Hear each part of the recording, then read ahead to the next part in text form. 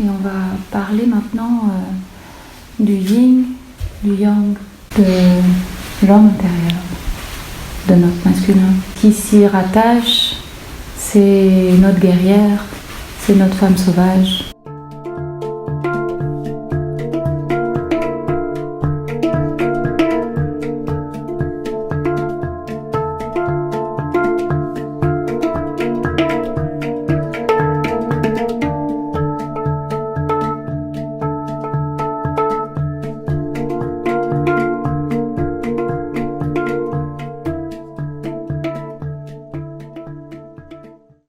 La mère, au départ, son rôle, quand on est enfant, c'est de nous accueillir. Et ça va être de nous accueillir tout au long de notre enfance et même tout au long de notre vie. Et notre père, son rôle, c'est de nous donner la direction. De nous dire, allez, vas-y, tu peux y aller, tu peux avoir confiance, tu peux prendre ton envol, tu peux sortir de la maison. Dans le corps humain, le muscle, c'est la mère. Et les os, c'est le père. C'est les os qui donnent la direction au corps. Et c'est les muscles qui sont plus ou moins nourris et donc plus ou moins remplis. On a fait une étude, un peu barbare d'ailleurs, sur énormément de bébés. C'est une étude qui a été faite aux États-Unis. Et on a pris plusieurs nourrissons. D'un côté, on a donné à ces nourrissons le basique, ça veut dire à manger, à boire, on les a changés, mais dans le soin qui leur a été porté, il n'y avait aucun amour. C'était fait mécaniquement. On a fait le test avec d'autres bébés sur qui on a donné moins d'alimentation. On leur a donné des soins, mais moins d'alimentation, et par contre, beaucoup plus de présence, beaucoup plus de douceur, beaucoup plus de caresses. Les premiers bébés sont très vite descendus et allaient de plus en plus mal. Et les autres bébés se développaient et allaient extrêmement bien.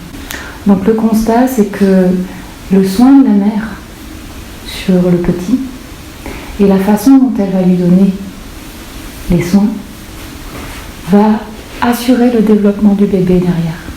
Et c'est vraiment direct. Je veux dire, la reconnaissance du bébé avec la mère, elle est instantanée. Ça veut dire que quand on sort du ventre de notre mère, la première personne à qui normalement on va avoir contact, c'est notre maman. Et c'est là, dans ces instants tellement précieux de la naissance, que le lien à la mère va se faire ou pas. Et que vous allez vous incarner ou pas. C'est le regard de votre mère porté sur vous qui va faire que vous allez vous sentir accueilli sur Terre et que vous allez vous incarner. Il y a beaucoup d'enfants qui sont nés par césarienne, qui sont nés d'urgence, qui sont nés avec le cordon ombilical autour du cou, qui ont eu des complications à la naissance, qui ont ce problème d'incarnation à ne pas savoir s'ils sont sur cette Terre, s'ils n'y sont pas. Donc si je vous dépeins un peu ce tableau et cet espace de naissance, c'est que quand on est dans le ventre de notre mère, au tout départ, quand l'embryon se construit, on a les deux polarités. On est homme et femme. Et puis il y a un moment où, peut-être l'univers, peut-être vous, je sais pas, ça dépend de vos croyances, peut-être vos parents, vont faire, voilà, il y a un truc qui va faire que vous allez, je ne sais plus si c'est perdre ou ajouter une petite jambe à un des chromosomes. Et du coup, vous allez ou devenir masculin ou devenir féminin. Mais cet espace intérieur qui a été créé par ce masculin ou ce féminin, suivant si vous êtes un homme ou une femme, il va rester. C'est très subtil de comprendre ça. C'est que l'inconscient, il déteste le vide. Et quand on est en gestation, il y a cet espace de nous, on devient un petit garçon, ou on devient une petite fille, mais il y a toujours cet espace du petit garçon qu'on ne va pas devenir, ou de la petite fille qu'on ne va pas devenir, qui reste. Alors, comment ça se passe ? Ça se passe que quand on va naître, si on est un petit garçon, c'est simple. On est, notre maman nous accueille, et paf, on s'identifie à notre maman. Ça veut dire que notre partie féminine va tout de suite trouver reconnaissance. Il y a vraiment un truc qui se fait instantanément et tout d'un coup, ah oui, cette partie de vide est reconnue. Et la partie du petit garçon, c'est la maman qui transmet ce « mon petit garçon comme t'es joli ».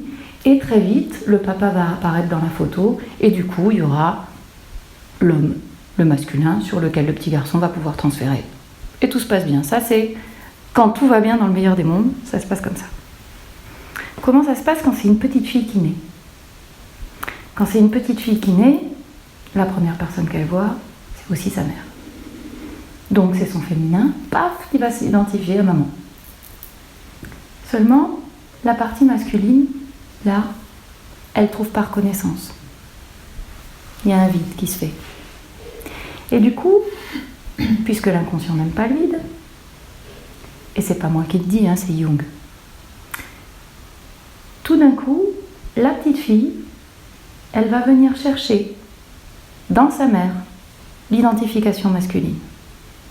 Ça veut dire, et c'est là que ça tire un peu le cerveau, ça veut dire que la petite fille va passer par les yeux de sa mère pour avoir l'identification masculine.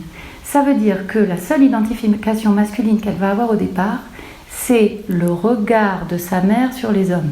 On peut aussi comprendre très vite que si on reçoit en cadeau l'identification de notre chère maman sur les hommes, le regard sur les hommes, ça veut dire qu'elle a aussi choisi un certain type d'homme, qui est notre papa, et qui va valider son regard. Ça veut dire que si elle a un regard bienveillant, attentif, amoureux, et qu'elle valide le masculin, formidable. Votre partie masculine intérieure est saine et bonne. Et a priori, vous devez avoir un papa qui est dans les clous. Si votre maman a plutôt une déficience du côté masculin, et qu'elle n'aime pas les hommes, qu'elle en a peur, qu'elle est soumise, que tout le panel de ce qu'on peut connaître par rapport aux hommes, que peuvent avoir nos mamans, et nous avoir transmis, en général, on va avoir un papa qui va répondre à l'appel. Ça veut dire qu'il ne va pas être disponible, ça veut dire qu'il ne va pas être présent, peut-être il va être violent, peut-être il va être abuseur, peut-être il va être tout ce que les papas peuvent être quand ils ne sont pas dans les clous de ce qu'une petite fille pourrait attendre. Donc ça veut dire que notre partie inconsciente masculine, elle va être à l'image de la partie inconsciente masculine de notre mère. Et ainsi de suite. Ça veut dire qu'elle aura reçu de sa mère, qui aura reçu de sa mère, qui aura reçu de sa mère. D'accord ? Et c'est là que le transgénérationnel est très intéressant, et qu'on porte le sac à dos du transgénérationnel, et que quand on en prend conscience, on peut comprendre pourquoi on a eu le père qu'on a eu, pourquoi on a eu la mère qu'on a eu, et pourquoi on porte ce sac à dos, et pourquoi on interagit avec les hommes de cette façon. Pourquoi on attire un certain type d'homme et pas d'autres. Et ça, c'est encore une fois, nous qui sommes actrices à cet endroit. Notre mère, elle n'a rien fait, elle n'a pas fait exprès, elle a fait comme elle a pu, elle nous a transmis ce qu'elle avait. C'est à nous aussi, aujourd'hui, de prendre de la distance, de prendre conscience de ça. Alors, peut-être on a eu une maman qui n'aimait pas les hommes.